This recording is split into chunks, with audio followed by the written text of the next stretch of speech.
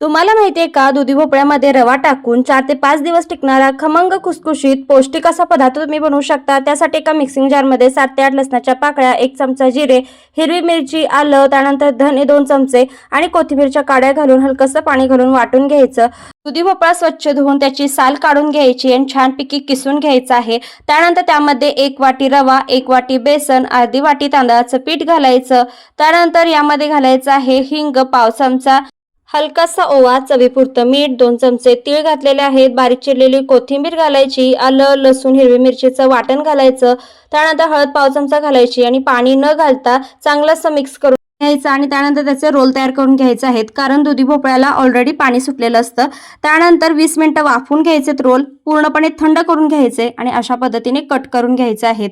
सगळेच रोल अशा पद्धतीने कट करून घ्यायचे। वाटल्यास ह्या वड्या तुम्ही तळून घेऊ शकता। इथे मी थोड्याशा तेलावर छान अशा दोन्ही साईडने भाजून घेणार आहे।